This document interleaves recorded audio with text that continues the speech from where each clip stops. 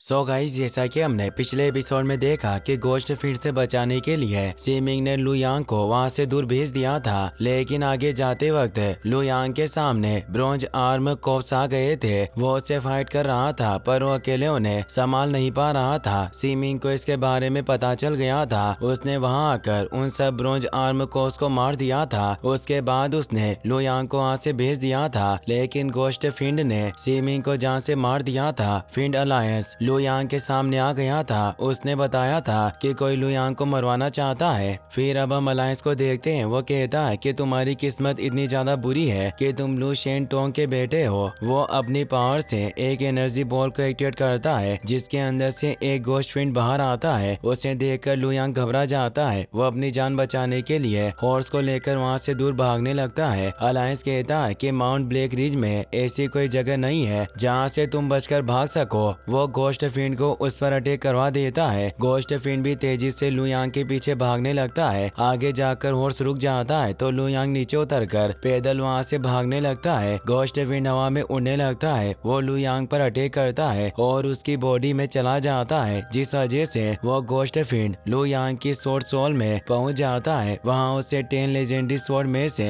एक legendary ताओशेन sword दिखाई देती है। अलायंस कहता है कि जब एक गोश्त फिंड किसी सोर्ड सोल रियल्म के मार्शल आर्टिस्ट की बॉडी में चला जाता है तो आर्टिस्ट कुछ ही वक्त में मारा जाता है। गोश्त फिंड लू यांग की बॉडी में भागने लगता है, जिससे उसे बहुत तकलीफ होती है। वो सोचता है कि क्या मैं इसी तरह मर जाऊंगा। गोश्त फिंड ताओशेन सोर्ड पर अटैक करने लगता है। तभी ताओशेन एक्टिवेट हो जाती है और उसके अंदर से बहुत पावरफुल एनर्जी रिलीज होती है, जिससे गोश्त फिंड डिस्ट्रॉय हो जाता है। इससे लू यांग बहुत हैरान होता है। वो सोचता है कि ये मेरी सोर्ड सोल नहीं है, मेरी सोर्ड सोल में एक और सोर्ड क्यों है। अचानक लू यांग हवा में उड़ने लगता है और उसकी बॉडी पर बहुत पावरफुल ऑरा ग्लो करने लगता है। वो सोचता है कि मेरी पावर अचानक बढ़ गई है, इसका मतलब ये सोर्ड बहुत खास है। यहाँ तक इसने गोश्त फिंड को भी खत्म कर दिया। क्या ये लेजेंडरी सोर्ड ताओशेन है? लेकिन मेरे पास लेजेंडरी सोर्ड कैसे आ सकती है? अलायंस के पास एक बेल थी जिससे गोश्त फिंड के बारे में पता चलता था। वो बेल अपने आप टूट जाता है। इससे अलायंस बहुत हैरान होता है। वो कहता है कि आखिरकार गोश्त फिंड अचानक खत्म कैसे हो गया। भले ही गोश्त फिंड पर ट्रू एनर्जी से अटैक करके उसे खत्म कर दिया जाए, लेकिन वो फिर भी पूरी तरह खत्म नहीं होता। उसके बाद भी वो सोर्ड फिंड एनर्जी में बदल जाता है और दुनिया के साथ मर्ज हो जाता है। लेकिन ये प्रोसेस होते वक्त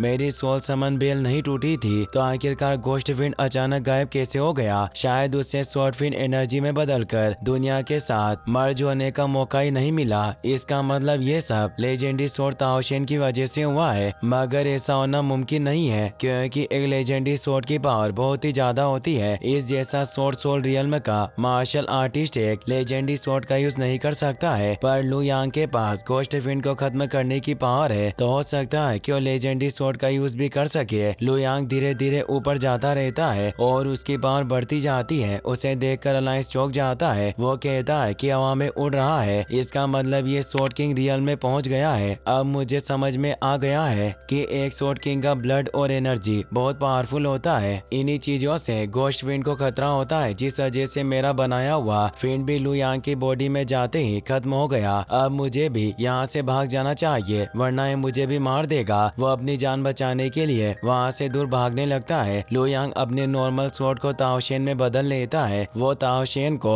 मैनिपुलेट करके उस अलायंस पर अटैक करता है। अलायंस अपने आसपास एक शील्ड बनाकर उस अटैक को रोकने की कोशिश करता है, मगर ताओशेन सोर्ड की पावर बहुत ज्यादा थी, जिस वजह से उसकी शील्ड टूट जाती है और वो दूर जाकर गिरता है, जिससे उसकी डेथ हो जाती है। लू शान ताओशेन सोर्ड को वापस अपनी सोर्ड सोल में भेज देता है। वो उस अलायंस के पास जाता है और उसका चेहरा देखता है। वो उसे चेक भी करता है ताकि उसके पास कोई ऐसी चीज मिल जाए जिससे उसके बारे में पता चल सके। लू यांग को उसके पास एक टोकन मिलता है जिस पर सोर्ड का मार्क बना हुआ था। लू यांग उस मार्क को अपने पास रखने लगता है, लेकिन फिर उसे याद आता है कि अगर मैं इसे अपने पास रखूंगा तो इस टोकन की मदद से इसके साथी मुझे ढूंढ लेंगे और फिर से मेरी जान खतरे में पड़ जाएगी। वो उस टोकन को ही फेंक देता है। लू यांग पेड़ से एक लकड़ी लेता है और अपनी पावर से उस टोकन की कॉपी बना लेता है, ताकि आगे जाकर वो उन लोगों का पता लगा सके जो उसे मारना चाहते हैं। लू यांग भागकर अपने हॉर्स पर बैठ जाता है और वहाँ से चला जाता है। कुछ वक्त बाद लू यांग ब्लैक माउंट सिटी में आता है। वो सोचता है कि किसी ने उस मास्क पहने आदमी को हमें मारने के लिए भेजा था, इसीलिए मुझे अभी वेस्ट डोमेन से दूर रहना होगा, वरना वो लोग फिर से मुझे मारने की कोशिश कर सकते हैं। मुझे सीमिंग की मौत का बदला लेना होगा और पता लगाना होगा कि उसे मरवाने में किसका हाथ था, लेकिन ये सब चीजें करने के लिए मैं बहुत कमजोर हूँ। अभी मुझे छिपने के लिए कोई जगह ढूंढनी होगी ताकि मैं वहाँ रुककर अपने कल्टिवेशन पर ध्यान दे सकूं। जब मैं स्वॉर्ड किंग बन जाऊंगा तो वेस्ट डोमेन में जाकर लू फैमिली को ढूंढूंगा।